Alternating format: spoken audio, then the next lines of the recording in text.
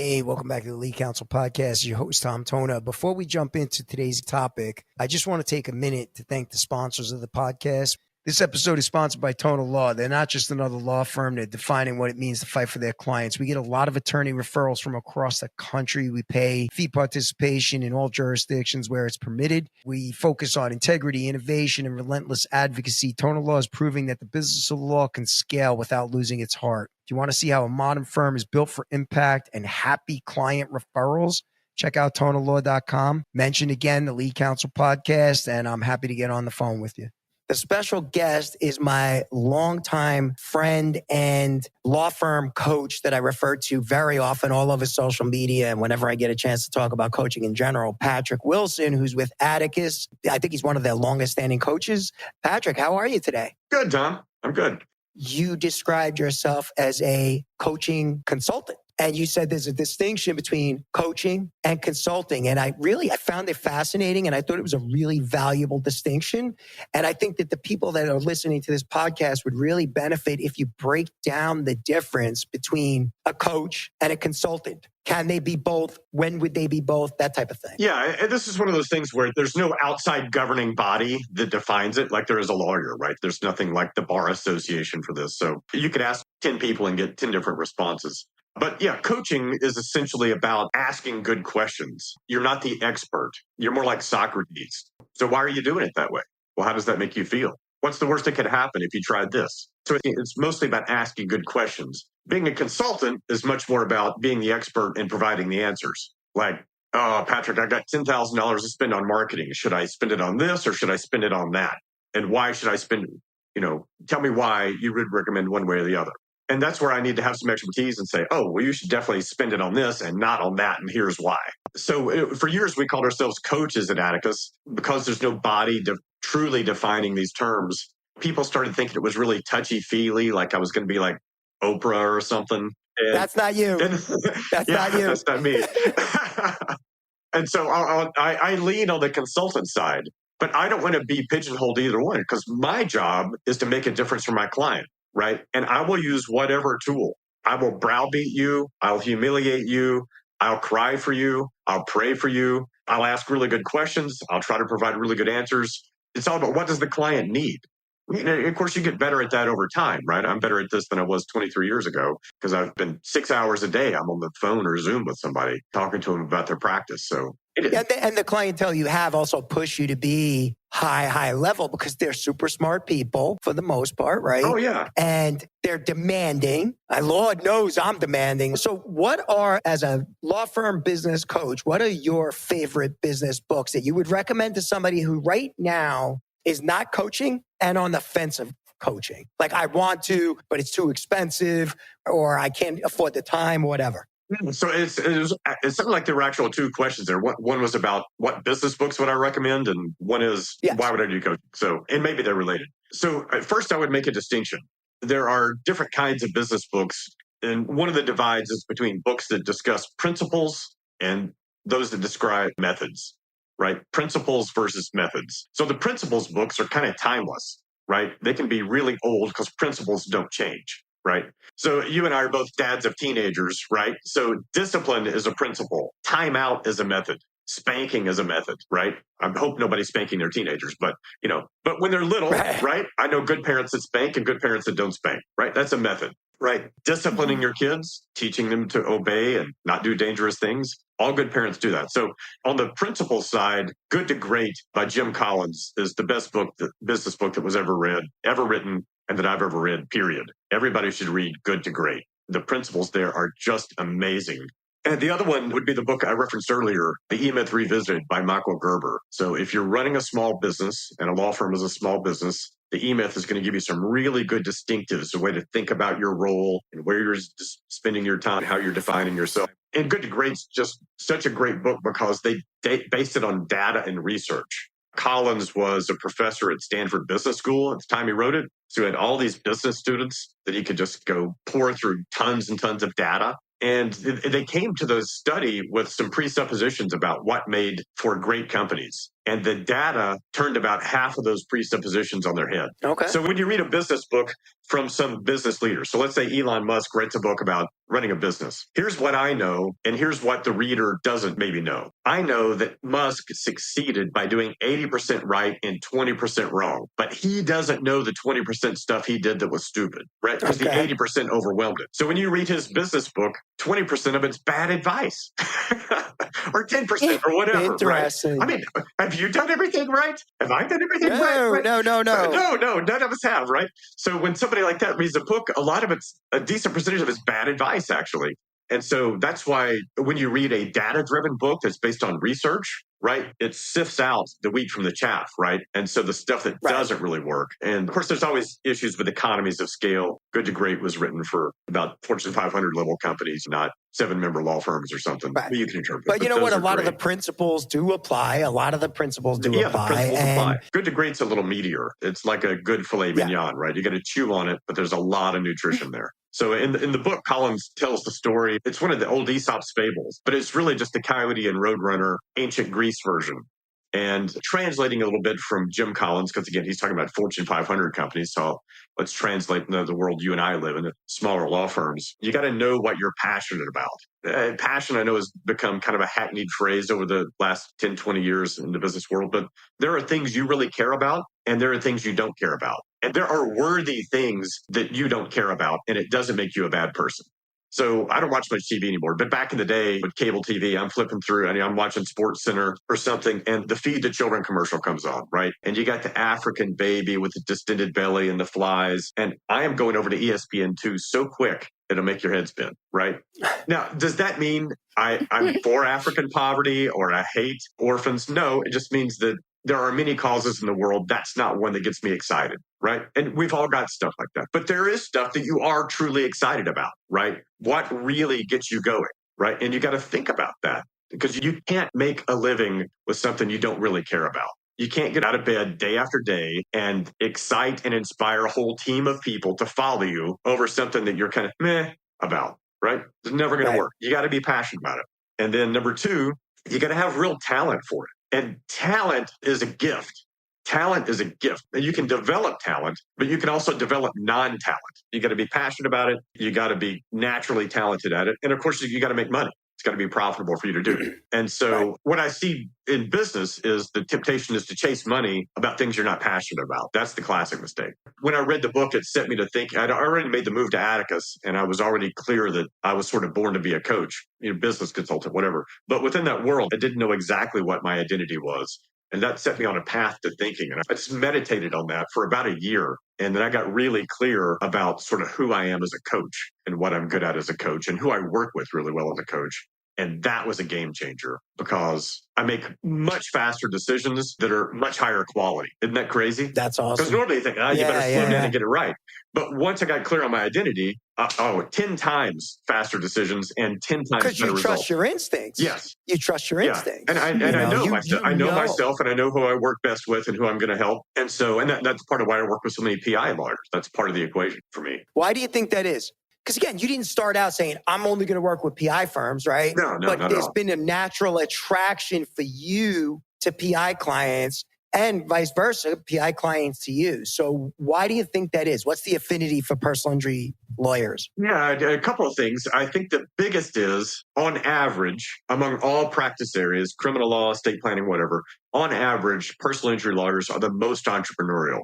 Right? They're the most likely to think this is a business. I need to run it like a business. So they already have the right mindset. And when you go to law school, they don't talk at all about running a business. I talked to recent graduates and they still have very little, if any, business mindset because the classes are taught by professors who've probably never run a law firm. Right? They went to Georgetown and made good grades and then they clerked for Judge so-and-so and now they're teaching at your university and they've never made payroll.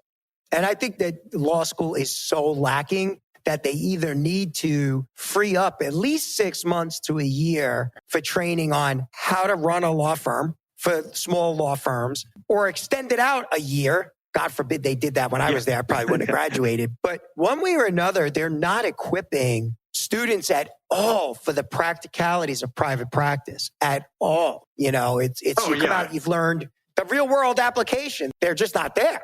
as you guys know, right, personal injury lawyers don't have the best reputation in the world, right? So lawyers in general don't, and PI lawyers in particular don't. And it's such a shame. It's such a shame because you guys are the dragon killers. Or at least tamers, right? You keep these corporations from just utterly abusing the common guy. Yeah, I think part of that reputation comes from the marketing model a lot of guys and women and firms have adopted, which is, I mean, if I see one more LinkedIn post that says verdict alert, $40,000 settlement, you keep putting out that stuff versus talking about the why, right? It wasn't until, God, I'm in my 29th year of practice. And I finally drilled down on the why I do what I do every day. What gets me out of bed? And it has nothing to do with the money. Yeah. Right? It's fighting for what's right.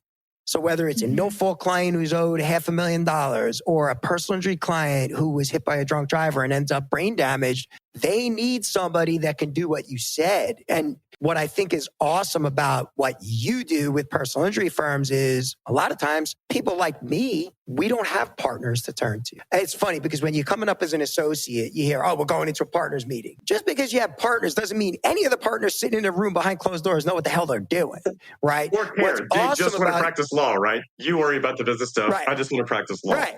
And what's awesome about you, the company Atticus, and all of the coaches like you is you guys actually know what you're doing.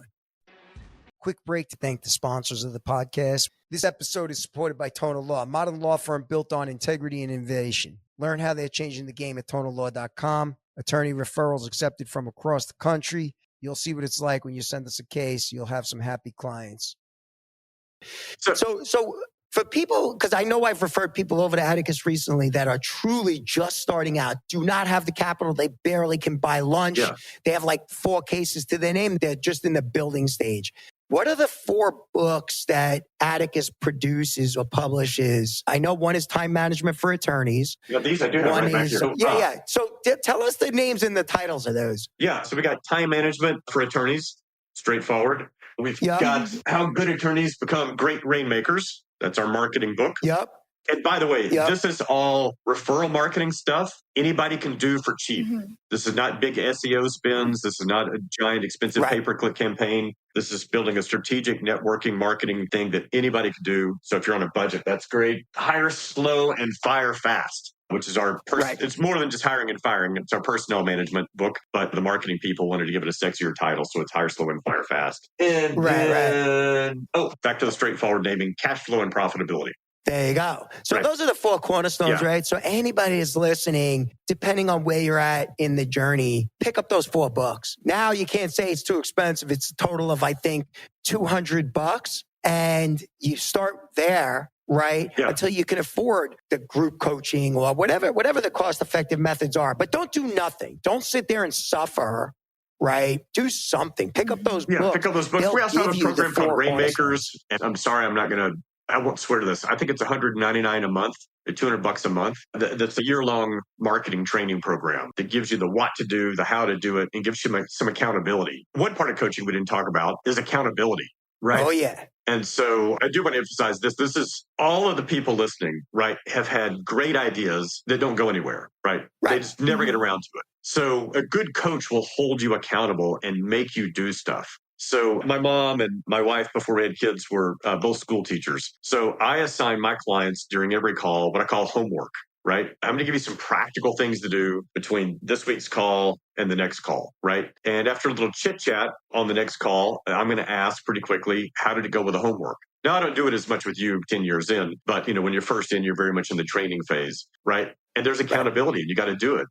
And I don't know, once every week or 2, my client will get on the call having not done it. And I'll just say, okay, well, what we're going to do is we're going to hop off of Zoom for 20 minutes and you're going to do it. And then we're going to hop back on. Right.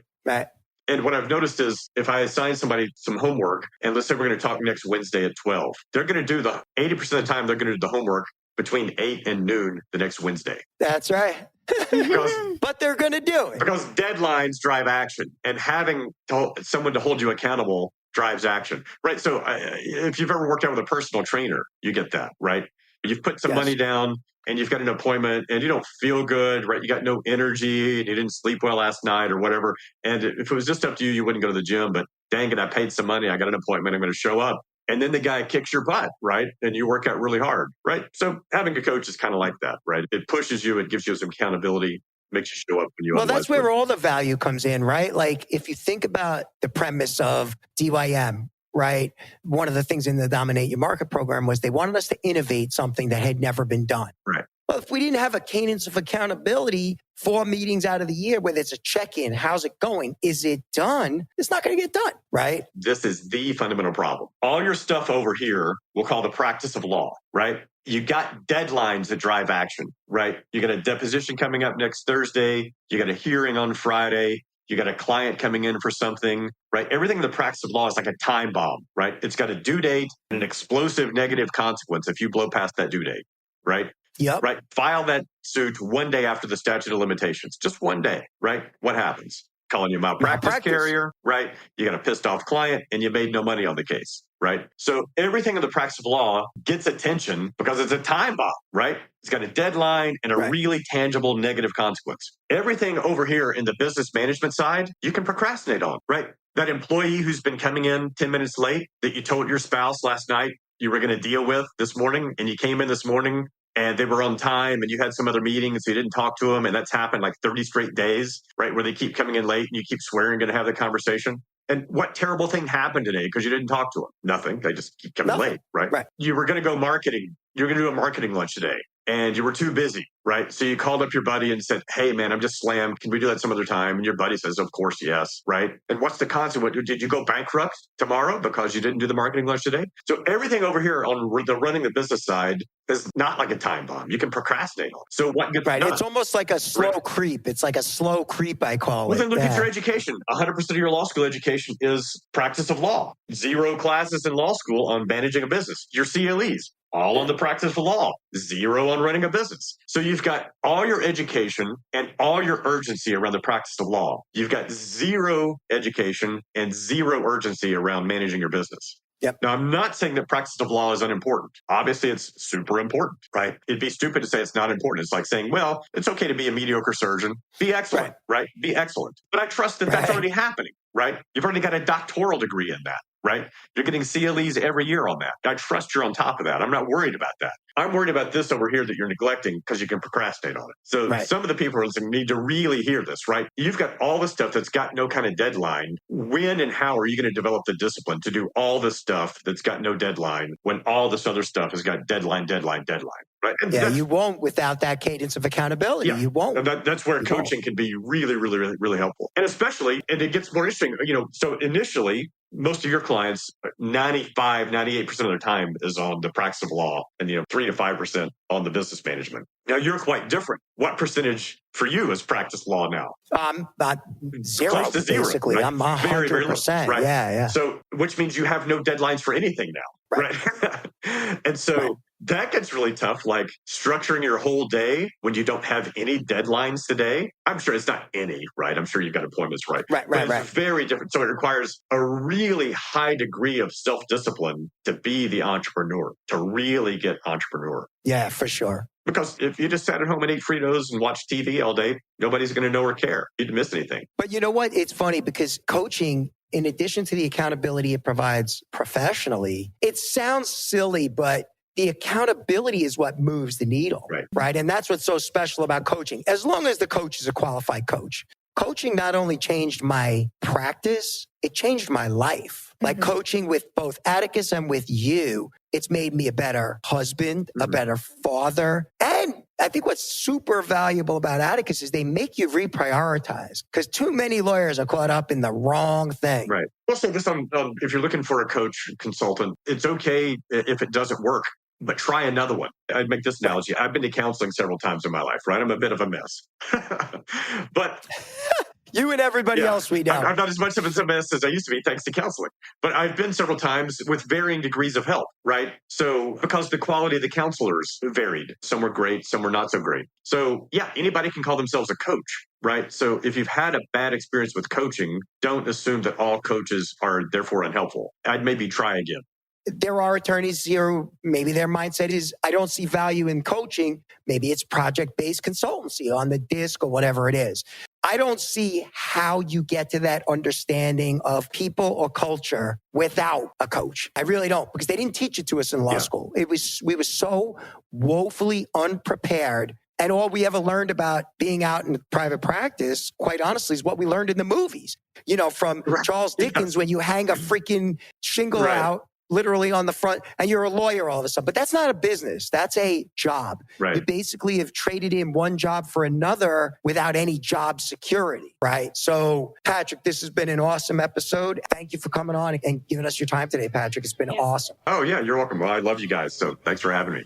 Thank you for listening to this episode of Lead Counsel Podcast. Your host, Tom Tona. Go anywhere podcasts are distributed. Follow us. Leave us a 10-star review. Share some episodes with your friends. And thanks for listening. I appreciate it. Thank you. This episode is sponsored by Tona Law. They're not just another law firm. They're defining what it means to fight for their clients. We get a lot of attorney referrals from across the country. We pay fee participation in all jurisdictions where it's permitted. We focus on integrity, innovation, and relentless advocacy. Tona Law is proving that the business of law can scale without losing its heart. Do you want to see how a modern firm is built for impact and happy client referrals? Check out tonalaw.com. Mention again the Lead Counsel Podcast, and I'm happy to get on the phone with you.